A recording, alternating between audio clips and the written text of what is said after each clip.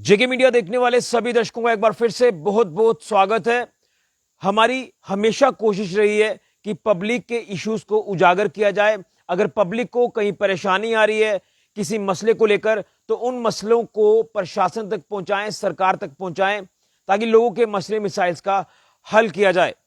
और कहीं ना कहीं आपको बता दें कि जब मीडिया में कोई बात सामने आती है, तो मीडिया जो कि फोर्थ पिलर है डेमोक्रेसी का, और मीडिया का ये कर्तव्य भी बनता है कि लोगों की बात सुनकर अथॉरिटीज तक जरूर पहुंचाएं, ताकि लोगों के जो मसले, लगातार हम देखते हैं कि कुछ मसले पेंडिंग हो जाते हैं, कुछ मसलों का हल नहीं हो पाता, तो उसमें सरकार प्रशासन इंटरवेन करे बड़े लेवल पर, ताकि इन मसलों का हल जो है वो हो पाए। जेके मीडिया नेटवर्क की अगर बात करें, हमारा नया पेज है, आप इस पेज को लाइक और सब्सक्राइब भी जरूर करें। और हम अपने इस पेज के माध्यम से अब डेली बेसिस पर कोशिश करेंगे कि जिला सांबा के अलग अलग मसलों को जो है वो टेकअप किया जाए, और उन मसलों को सुनकर वो मसले प्रशासन तक पहुंचाए जाए। इसी तरह से हमारे संज्ञान में एक मसला सांबा के जतवाल इलाके का सामने आया। यहां पर यह परेशानी अब लोगों को झेलनी पड़ रही है कि यहां पर बिजली की इर्रेगुलर सप्लाई है, लोगों को खासी परेशानियों का सामना करना पड़ रहा है। इसी के साथ साथ इलेक्ट्रिसिटी बिल्स को लेकर भी लोगों को परेशानी आ रही है। अब इन दोनों इश्यूज को लेकर बात करें, है तो ये एक ही कंसर्न डिपार्टमेंट को लेकर, लेकिन क्या दिक्कत परेशानी है यहाँ के लोगों को, इसी के ऊपर आज हम बात करेंगे। मेरे साथ फोन लाइन पर यहाँ के सोशल एक्टिविस्ट गंगेश्वर शर्मा जी जो है वो फोन लाइन पर जुड़े हैं। इनसे एक एक करके जानने की कोशिश करेंगे क्या इशू है, क्या प्रॉब्लम है, ताकि कंसर्न पीडीडी डिपार्टमेंट की बात करें, उनके तक बात पहुंचाएं, खासतौर पर जिला प्रशासन सांबा तक ये बात पहुंचाएं। ये सारी चीजें जानने की कोशिश करेंगे। गंगेश्वर जी, आप सुन पा रहे हैं? जी, धन्यवाद ऋषि जी, मुझे इस मुद्दे पे जोड़ने के लिए। बिल्कुल। तो अभी मैं आपसे ये जानना चाहता हूं कि ये जो मसला आप उठा रहे हैं, क्या इस समय आपको यहाँ पर परेशानी झेलनी पड़ रही है? यहाँ के तमाम इलाके के लोगों को क्या परेशानी आ रही है? एक ही डिपार्टमेंट के दो अलग अलग मसले हैं, बिल्स को लेकर भी है और इरेगुलर सप्लाई है बिजली की, क्या कुछ कहेंगे? आपने सही बोला। तीन मेजर जो इश्यूज आज की तारीख में हमें फेस करने पड़ रहे हैं। एक तो ये हो गया कि जो इरेगुलर सप्लाई ऑफ इलेक्ट्रिसिटी है, जो इलेक्ट्रिसिटी डिस्ट्रप्शन है, वो है। दूसरा जो बिलिंग सिस्टम है, जिसमें जो बिल्स हैं वो बढ़ गए हैं और उनको जो भुगतान करने का तरीका है उसमें क्या क्या परेशानी आ रही है।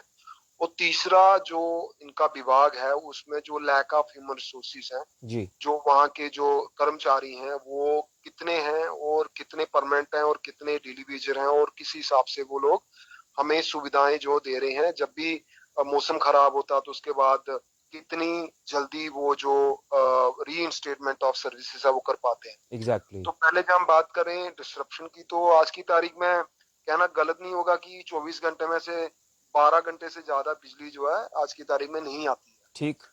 तो उसको हम, ये नहीं कि कोई नई बात है, काफी देर से है, लेकिन इतनी सारी तब्दीलियां और इतनी सारी अच्छी चीजें हो रही हैं, तो एक आशा थी कि अभी तक 2025 में कम से कम जो इलेक्ट्रिसिटी डिसरप्शन जो जम्मू कश्मीर जिसके लिए बड़ा मशहूर है, वो कम से कम उसमें थोड़ा बहुत जो है वो सुधार होता, यानी लेकिन ऐसा कुछ हुआ बुनियादी बुनियादी ढांचा ठीक होता। नहीं। एग्जैक्टली। जी। देखिए, आज की तारीख में जो इलेक्ट्रिसिटी है वो बहुत जरूरी है for meeting the basic needs. जी। बच्चों को पढ़ने के लिए चाहिए। जिस तरह का तापमान आज की तारीख में जम्मू में हो रहा है, अभी 48-50 तक जा रहा है, ठीक। और जिस हिसाब से गर्मी पड़ रही है, बूढ़े और बच्चों के लिए बिजली बहुत जरूरी है। ठीक। मैक्सिमम घरों में जो है वो इन्वर्टर आपको मिल जाएंगे, लेकिन इन्वर्टर भी जो है वो कब तक बैकअप देंगे, क्योंकि at certain point of time उनकी जो कंजम्पशन पावर जो बैकअप है वो भी खत्म हो जाता है ठीक है। इन्वर्टर का। ठीक। तो देखिए, हम जब भी इसके ऊपर बात करते हैं विभाग के लोगों से, तो हमें जो कारण ये मिलता है, जो उनको एक्सक्यूज देते हैं कि बिजली की चोरी होती है। तो जो बिजली की चोरी होती है उसको रोकेगा कौन? जी। उसको जो गली का कुत्ता है, जो चौकीदार है, जहाँ एक कॉमन इंसान तो रोकेगा नहीं, ठीक है ना। उसको कौन रोकेंगे? उसको रोकेंगे जो रिस्पेक्टिव लोग हैं। ठीक। चोरी और लोगों जो और कोई चोर होगा तो उसको, हम्म। जो मैंने बोला, वो लोग रोक लेंगे। कुत्ता रोकेगा, चौकीदार रोकेगा, जो भी रिस्पेक्टिव लोग हैं वो रोकेंगे। हम्म। लेकिन बिजली की चोरी जो है इनकी आंखों के सामने होती है, हम्म। इनको पता होती है कहाँ पे हो रही है, and still they decide to not to speak. अब उसके क्या कारण होते हैं? कि वो जानने के बाद भी नहीं बोला जाता, उसके ऊपर मैं ज्यादा नहीं जाना चाहूंगा क्योंकि वो जग जाहिर है किस तरह का आपस में जो है वो अंडरस्टैंडिंग होती है, और उसके बाद ग्रीव मार की जाती है, और जिसकी थोड़ी पहचान होती है वो किस तरह इनके जो मार से बच जाता है।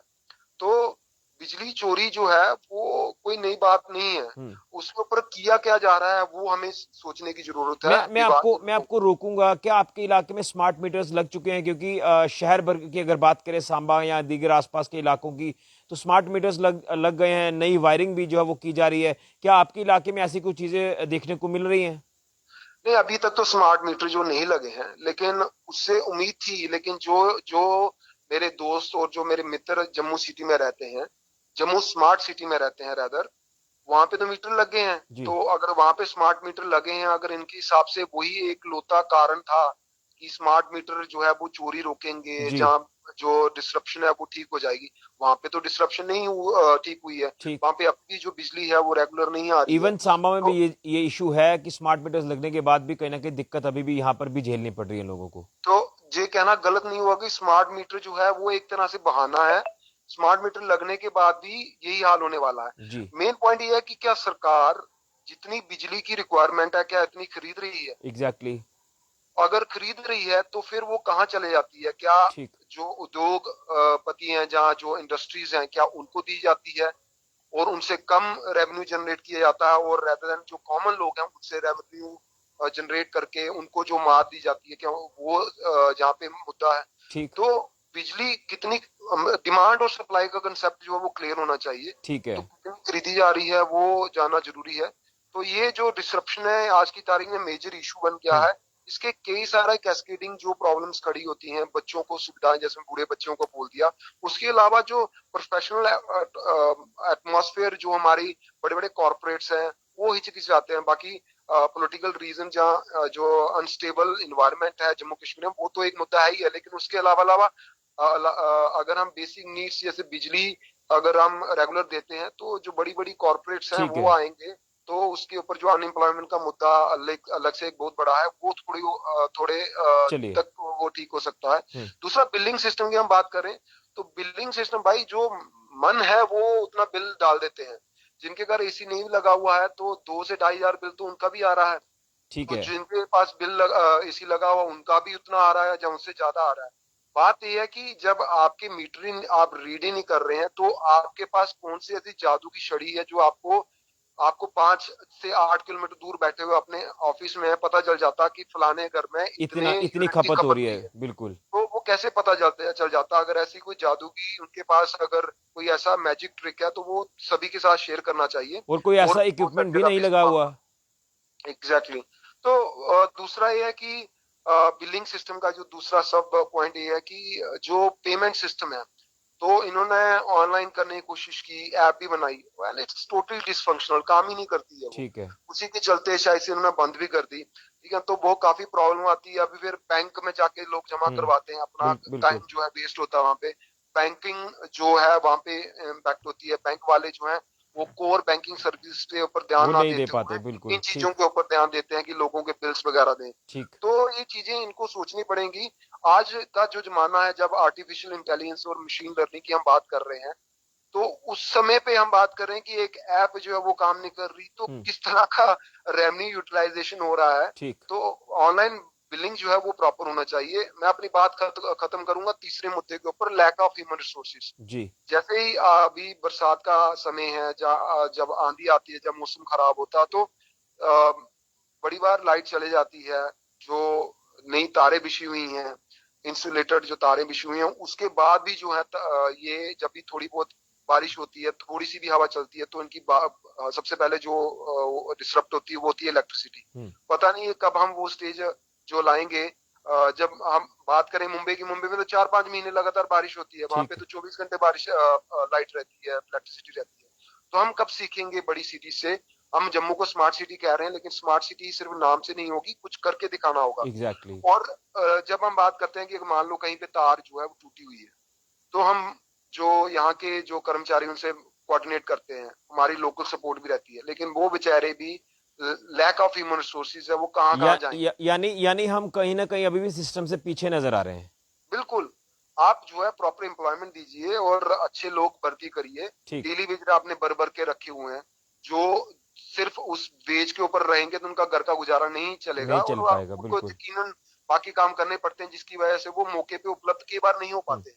ठीक है, आप अगर तार टूट जाती है तो 24 घंटे या एक डेढ़ दिन लग जाता। अभी पिछले कुछ हफ्तों की पुरानी बात है, हमारे गांव में तार टूटी हुई थी, डेढ़ दिन बाद बत्ती आई है, लाइट आई है। ठीक। तो this is very very disturbing, और चलिए अगर हम बेसिक चीजों को पूरा नहीं कर पा रहे हैं, बहुत परेशानी है।